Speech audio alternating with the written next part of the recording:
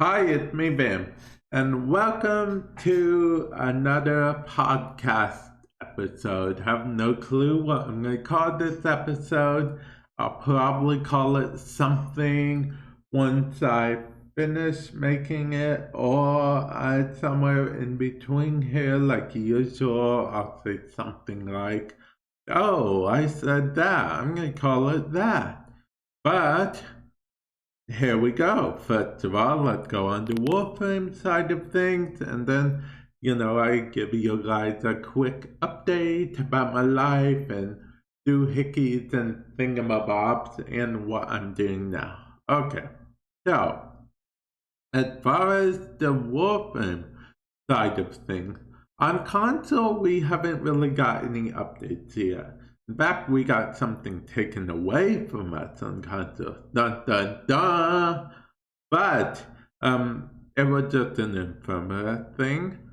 But on PC and soon to come to consoles in the future, what we got are some fixes for Empyrean. Let's call them fixes.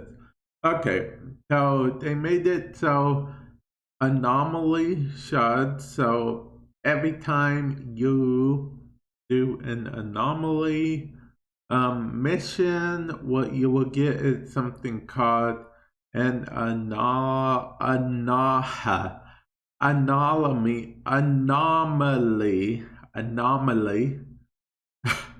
token. Don't ask me why it's so hard for me to say anomaly token, but yeah.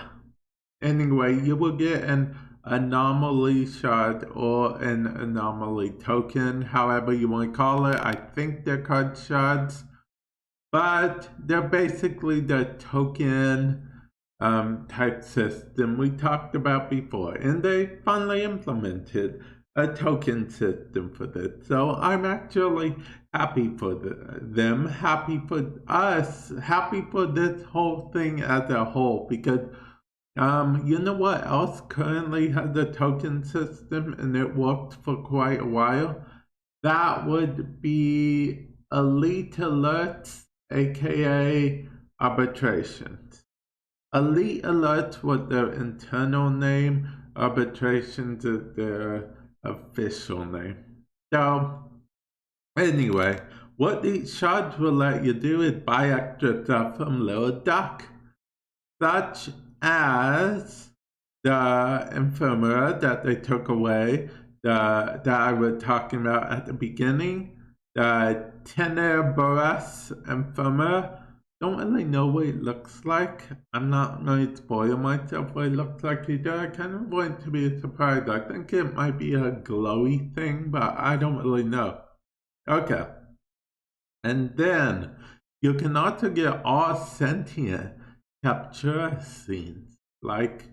And both of these have also been removed from, all the drops in the game. You can only buy them from Little Duck. And I think they cost around 10 shards each. So you do 10 anomaly missions. You do like 100, you can get everything. It's or 90 or something like that. I don't know. But anyway, that's not all. They're doing more stuff to make Veiljack actually rewarding, which here we go. I will have to play it sometime. Again, once it comes to console, I'll probably be playing this in the future. We'll see how rewarding it is. So, on PC, as you know, they increased the drop rates quite a bit. Well, they implemented something called sharing is caring.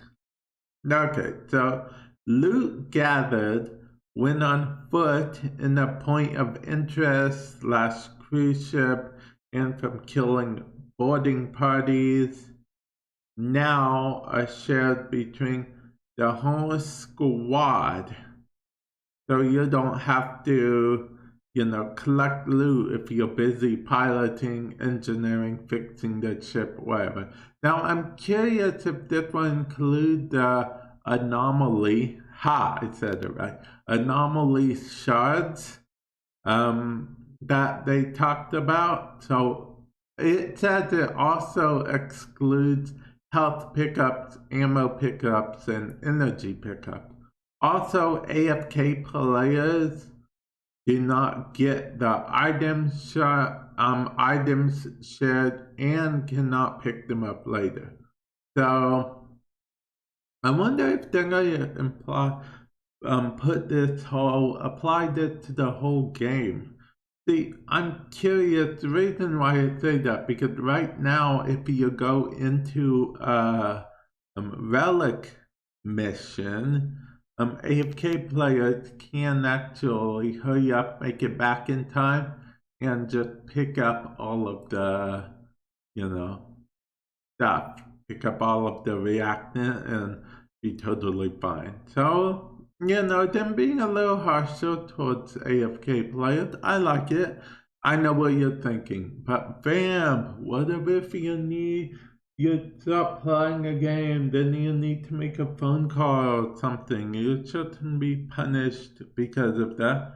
Okay, well, first of all, you can always mute your mic or go non-mic mode and make a phone call while playing, or you could always just, not start a mission if you're expecting a phone call, or I don't know. Okay, see, I know there are two sides to the whole AFK thing.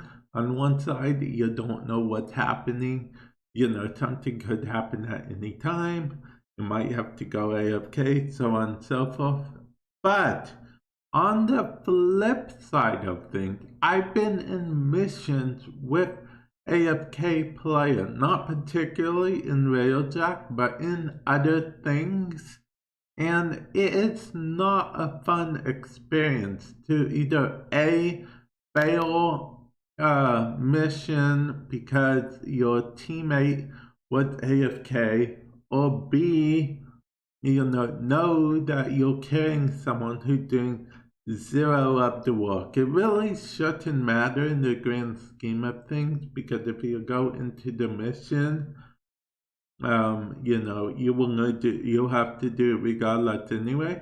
But it's just something about that whole going into the mission, expecting someone to be there to either help you out in the mission or carry their own weight at least, or something like that.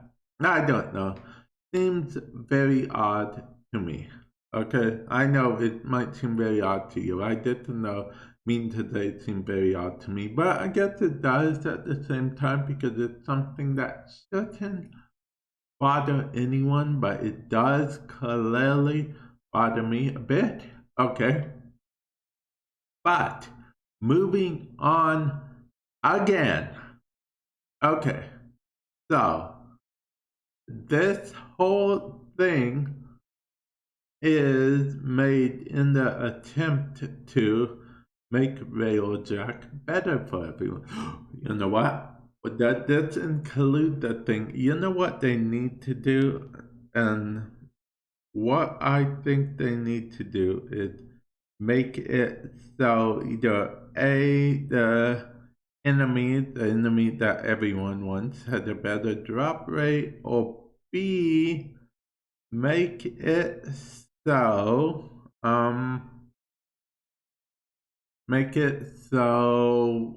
anomalies are just there all the time. That would be super awesome. I really don't think that they would make anomaly there all the time, because EE really seems to love their whole thing they do with time gating stuff. First they started with the original Earth, 4-hour day, 4-hour night. Then they went with Plains of Eidolon, hour in a half day, 50 minutes nighttime, and you can only fight the Eidolons at night. And now they have the whole anomaly every 2.5 hours, lasts for about 40 minutes. Bada bing, bada boom, there you go. Bob's your uncle. Something about an ant, but I really don't know that, nor do I understand that reference thingy. Well, I get the reference, but I don't get the saying because I don't really know the saying. Okay. Anyway, moving on. So, do I think this is good? Yes, I think this is good because I'm one of the ones that stay on the ship. So, I think that is very good. Do I think this will motivate me to play more Railjack? I honestly don't know. Honestly. I mean, maybe to get an anomaly shard whenever it comes, I don't know. But to be honest, I think we need to get. Now, if there was just a level with the anomaly, like you could go in anytime, you won't always play the anomaly and stuff, or just even have to do the Railjack mission, but the anomaly's always there.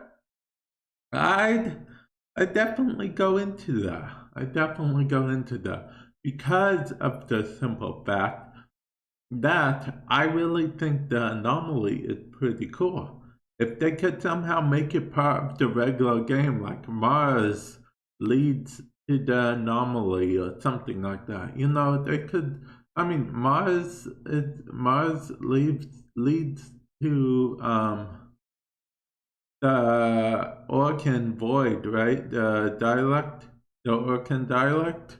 And there's a reason for that, which I could be wrong. But in Doom,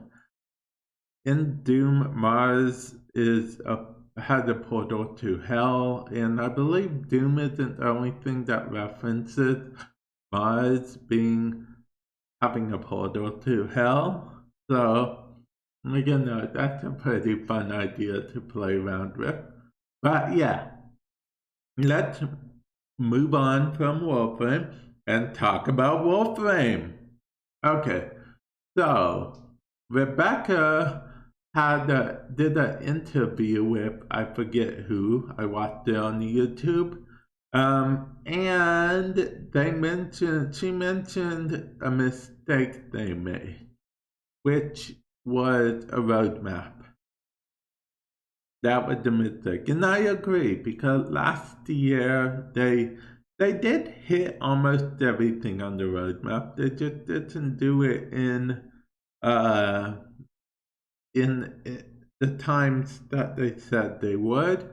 They well, from our point of view, since we know the roadmap, they were late.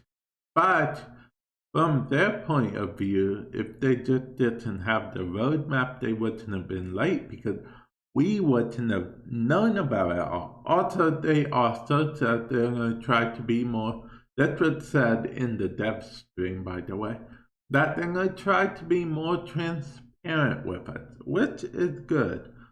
Transparency in your video game is very good with your audience anyway. Well, DE, well, really with any audience is good, but DE likes to actually talk to us, their fan base, their player base, and I really enjoy that, honestly. Really enjoy it quite a bit.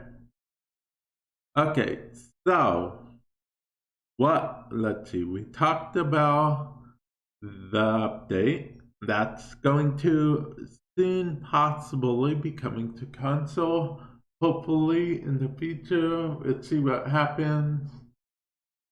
And, you know, well, we know it will be coming to console. We just don't know in what form. It will always be coming to console unless DE decide to drop support on consoles altogether, which I do not think they ever would because so many people would be so upset. They would basically have to offer free account migrations and everything, and even then I don't think they can do that because the whole Sony and Microsoft, now Nintendo thing. But then again, I'm not a game developer per se, so I don't really know the behind the scenes dudes and what's it, bobs of it all. But that's about it for Warframe, I guess. I should talk more about what I said I was going to, which is me. If you guys don't want to hear me talking about me, it's perfectly fine. I understand. Don't worry. It's cool. It's cool. But I just want to update you guys. I don't know if you guys can hear my collecting or not, but I collect on, say, 3 different tabs right now because, first of all, there is a game I really want. Okay, I want. Yes, I have a Steam account. It's just and of course it's Vamp 6x 6x 6x on Steam. That's my Steam name. Well, the game I really want is Temtem. It seems like a good game. It seems like a very good game. But I'm not sure if I'm going to spend the money on it or not. That's where I am right now on that, honestly. And, okay. So, enough about Temtem. Let's talk about for real what's going on in my life. Okay, so I am trying this whole thing where I stream on the YouTube. On the days I don't stream on the YouTube, I stream on Twitch, you know, making content every day for 2 YouTube channels. I'm trying all this, trying all that. I'm also going to try to better keep up with my website. You know, I'm